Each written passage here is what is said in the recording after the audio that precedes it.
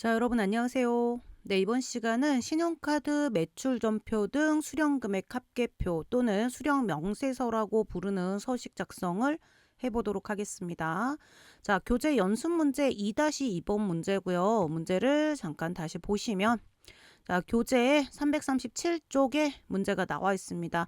1번 문제는 2-1번 문제는 요거는 공제받지 못할 매입세액 명세서 작성이라서 요거는 나중에 설명드릴 거고요. 2- 아태 부품에 대한 2-2번 문제풀이를 해보도록 할게요.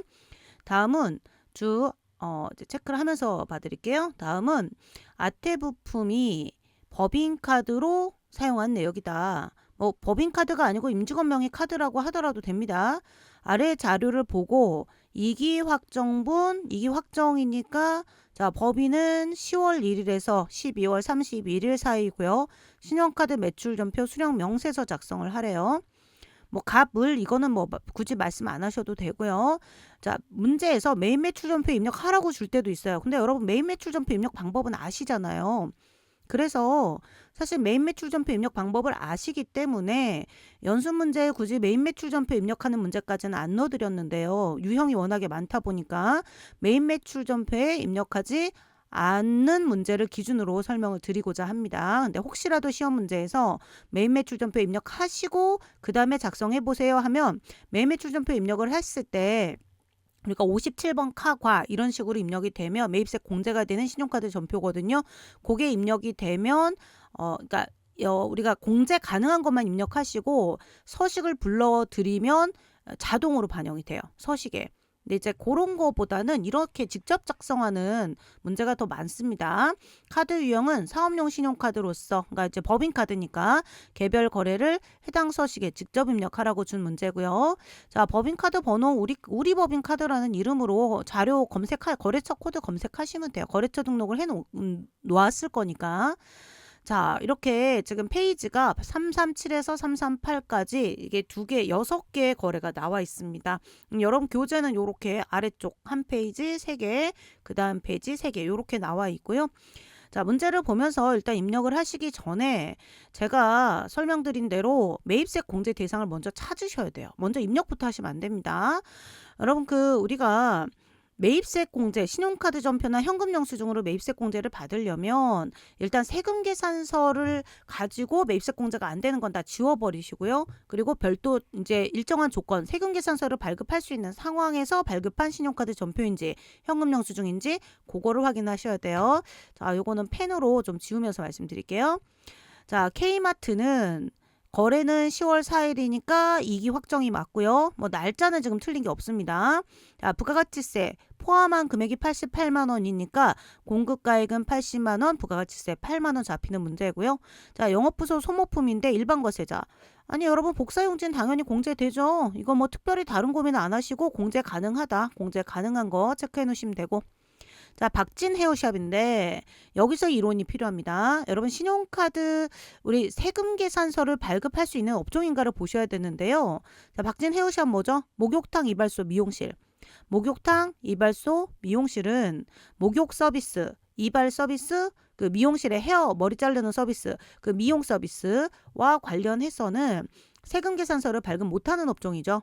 그래서 이 미용실이라고 하는 것 자체가 목욕탕, 이발소, 미용실의 본연의 그 용역 공급에 대해서는요, 세금 계산서 발급을 못합니다. 그러면 신용카드 전표라고 하더라도 신용카드 전표가 세금 계산서의 기능이 없다는 거죠. 그래서 얘는 미용실이기 때문에 세금 계산서 발급을 못하는 업종이다. 따라서 그 세금 계산서 발급을 못하는 업종으로부터 신용카드 전표나 현금 영수증을 받아도 우리는 요거를 매입세 공제를 못 받는다. 그거가 이제 여러분께서 이론적으로 확인하실 거고요. 여러분 대한의원인데 뒤에 보시면 면세사업자죠. 면세사업자는 세금 계산서 발급 못합니다. 그래서 박진 헤어샵이랑 대한의원은 입력하시면 안 돼요. 지금 337페이지에서는 K마트만 입력하는 거고요. 다음 페이지로 가시면 해바라기 정비소 궁중요리 북경반점이 있는데 이 빨간색 글씨는 제가 이게 2021년 7월 이후에 세법이 바뀌어가지고요. 조금 간이과세자가 발급한 세금계산서 요런 거를 일부는 공제하고 일부는 불공제하는데 그거를 좀 문제를 명확하게 만들어주기 위해서 좀 찜찜해서 단서를 붙여드린 거고요. 그건 좀 이따 설명드릴게요. 자, 빨간색은 제가 정오표에 나중에 넣어드릴 내용이니까 수업 듣고 계시면 교재에다 적어주시면 감사하겠습니다. 자, 해바라기 정비소의 경우에 해바라기 정비소는 이게 개별 소비세 과세 차량으로서 영업용이 아닌 것을 수리했으면 불공제지만 트럭은 원래 매입세 공제 대상 되거든요.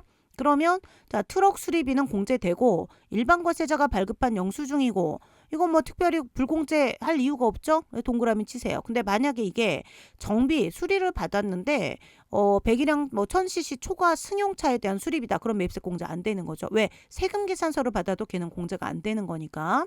이렇게 하시고 자, 궁중요리 음식점 일반 과세자 요리점이죠. 식사비 일반 과세자로부터 음식점으로부터 세금 계산서를 받았고 요건 직원 회식이니까 뭐예요? 기업 업무 추진비 접대비인가요? 아니면 복류생비인가요? 복류생비는 공제 가능합니다. 그래서 궁중요리 공제 가능하고요. 자, 북경반점의 경우에 북경반점은 식사대예요. 그런데 야식이니까 그러니까 야식이 뭐 이렇게 사실은 야근하신 거죠. 이거 복류생비예요. 그런데 이 간이과세자가 세금계산서를 발급할 수 있는 간이과세자가 있고 세금계산서를 발급 못하는 간이과세자가 있어요. 자, 세금계산서 발급을 못하는 간이과세자의 가장 대표적인 케이스가 이번 과세기간에 신규로 사업을 개시한 간이과세자로서 이번 과세기간이 최초 과세기간인 간이과세자 맞죠? 그럼 북경반점이 이번 과세기간에 신규로 사업을 개시한 간이과세자이다 라고 돼 있다면 뭐 거래처 등록이 어떻게 돼 있든 그냥 단서를 이렇게 보세요. 그래서 단서가 맞다라는 전제하에 문제를 보시면 되는 거고요.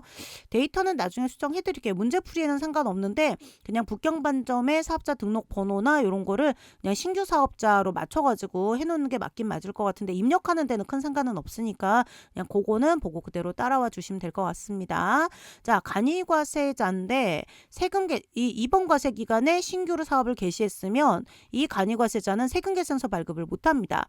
세금계산서 발급을 못하는 간이과세자로부터 신용카드 전표를 받으면 아까 면세사업자랑 다를 바가 없어요. 그때는 매입세 공제가 안 된다. 그래서 자, 박진헤어샵, 대한의원, 북경반점 공제 안 되고요. 나머지 K마트, 해바라기 정비소, 궁중요리 이렇게 3개를 입력한다라는 거를 이미 확정적으로 뭘 입력해야 될지 결정해놓고 프로그램을 열어야 돼요. 이게 어려운 부분입니다. 자, 그러면 프로그램에 자, 요거는 좀 내려놓을게요. 여러분 교재 있으실 거니까. 자, 말풍선 눌러가지고요. 지금 현재 회사가 아태부품입니다. 아태부품 5009번. 자, 아태부품으로 가셔서 부가가치 탭으로 가시면 자, 부가가치 탭으로 가셔서 자, 부가가치에 신용카드 매출전표 등 수령 명세서라고 돼 있죠? 요거 밑에 있습니다. 신용카드 매출전표 등 수령 명세서 갑을은 이제 갑지냐 을지냐 이건데 신경 안 쓰셔도 돼요. 자, 이렇게 가시고 자, 신용카드 매출전표 등 수령 명세서 이렇게 보여드릴게요. 자, 그러면 여기에 날짜가 지금 10월 1일에서 12월 31일 이렇게 2기 확정으로 반영을 하셔야 되는 거고요.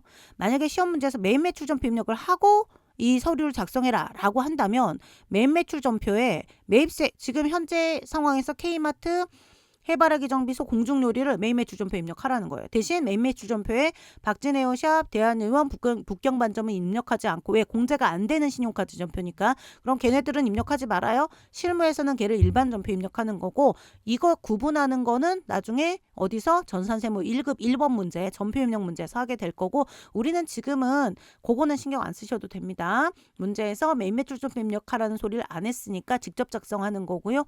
자, K마트 날짜 언제죠? K마트 입력할게요. 거래일자 1004 하시면 돼요.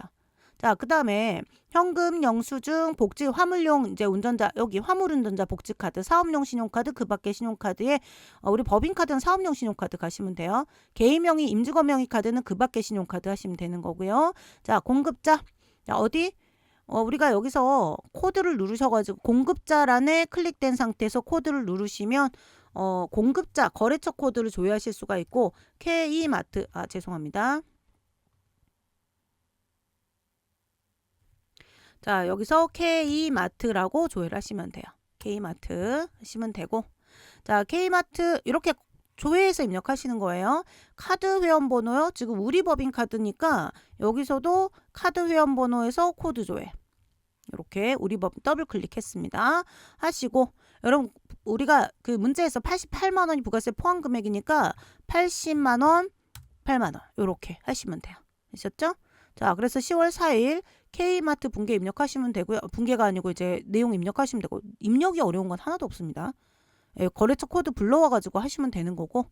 자, 해바라기 정비소는 어떻게 되죠? 날짜 1021 하시고 이것도 지금 카드가 다 동일하게 우리 법인카드니까 다 사업으로 하시고요.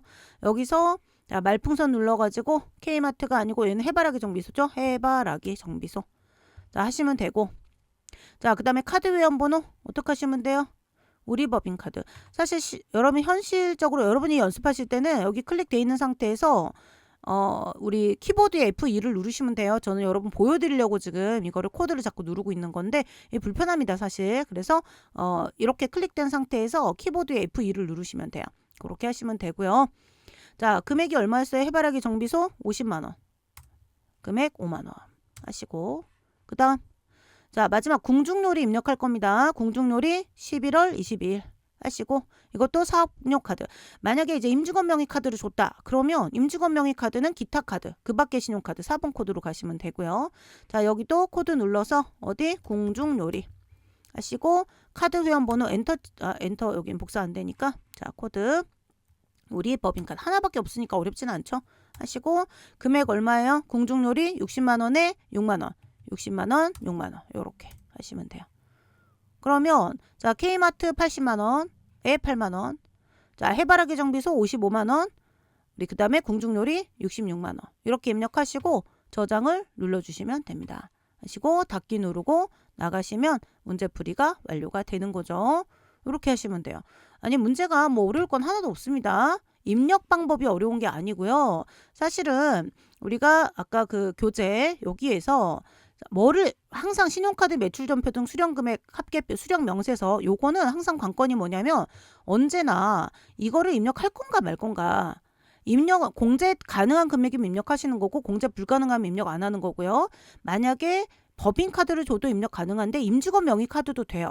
임직원 명의 카드도 일단 법정 요건 충족하면 매입세 공제가 되니까 임직원 카드라고 해서 무조건 안 된다 이러시면 안 됩니다. 뭐 개인적으로 사적으로 썼다 이런 거 아닌 이상은 되셨죠? 자, 이렇게 문제 2-2번을 입력을 해보시면서 서식 작성이 복잡하지는 않고 우리가 이제 전표 입력을 하건 아니면 직접 수기로 입력을 서식에 직접 입력을 하건 간에 매입세 공제 대상이 되는 거를 입력해야 되기 때문에 일단 법인카드도 되고 임직원 명의 카드도 되고 그다음에 우리 그 세금 계산서 발급 못하는 간이과세자, 그러니까 영수증 발급 의무자라고 하고요. 또는 면세사업자 또는 목욕탕 이발소 미용실 일반 과세자라고 하더라도 목욕탕 이발소 미용실 여객운송업 전세버스 제외. 걔네들은 세금 계산서를 발급 못하는 사업자이기 때문에 그들이 발급해준 신용카드 전표나 현금 영수증은 공제가 안 되는 거예요. 제가 이제 본문 수업에서 말씀드린 내용이죠. 자, 요렇게 하시면 되고 사실 최근 들어서 여러분 신용카드 매출 발행 집계표가 거의 안 나왔어요. 그래서 연수문제에서 빼버렸는데 거의 안 나오니까 전산 세무 1급에서 한 번 나오고 그 이후로도 계속 안 나왔거든요. 그래서 빼버렸는데 제가 그래도 서식 설명은 해드리고 싶어서 다음 시간에 우리 교재에는 없고요. 그냥 화면으로 띄워놓고 서식을 어떻게 작성하는지 그냥 보기만 하셔도 되거든요. 그래서 그거를 문제를 하나 추가를 해가지고 교재에 없는 문제지만 신용카드 매출 발행 집계표를 하나를 보여드릴게요. 어쩌다 한번 나오고 거의 안 나오는 것들은 연습하셔도 별 의미가 없고 서식 작성이 복잡하진 않은데 그런데 신용카드 매출 발행 집계표 같은 경우는 조금 알아놓으면 도움이 되시는 부분이 실무적으로도 도움이 되는 게 있어서 제가 설명을 드리려고 하는 거니까 추가로 이제 교재에 없는 문제를 설명드려도 이게 뭔가 이러지 마시고 한번 들어보시기를 부탁을 드리겠습니다. 자, 우리 신용카드 매출 전표 등 수령 명세서 작성을 했고요. 열심히 반복 연습하시되 여기는 입력 방법도 중요하지만 입력 방법에서는 사실 우리가 이제 사업용 카드를 고를 거냐, 그 밖에 신용카드를 고를 거냐, 화물용 복지카드를 고를 거냐, 그 카드 유형 구분 코드 있잖아요. 자, 여기서 다시 이제 저장된 거 이제 아까 저장하셨으니까 저장된 거 불러와서 봐야죠. 요거 구분칸 구분칸을 현금으로 할 거냐, 복지로 할 거냐, 사업으로 할 거냐, 신용으로 할 거냐. 법인카드는 외우세요. 법인카드는 3번 사업, 그다음에 임직원 명의 카드는 4번 신용. 요렇게 가시면 돼요. 그것만 주의하시면 나머지는 입력 방법이 틀릴 게 전혀 없고, 공급가액은 부가가치 문제에서 공급 대가를 주면 쪼개가지고 입력하시는 거죠. 공급가액이 뭔지 아시잖아요. 부가가치세를 제외한 금액, 그거의 10%가 세액. 문제가 대부분 공급 대가를 줄 거거든요. 이런 문제들은. 그래서 그런 것들을 여러분께서 확인을 하시고 연습을 하시면 되겠습니다. 그래서 이론에서 배운 신용카드를 세금계산서를 발급할 수 없는 자, 그런 파트를 조금 내용을 더 공부를 해 오셔야 돼요. 되셨죠? 자, 이번 시간 여기서 마무리하고요. 다음 시간은 우리 교재에 없는 신용카드 매출 발행 금액 집계표를 화면으로만 그냥 보면서 간단하게 설명해 드릴게요. 이번 시간 수고하셨습니다.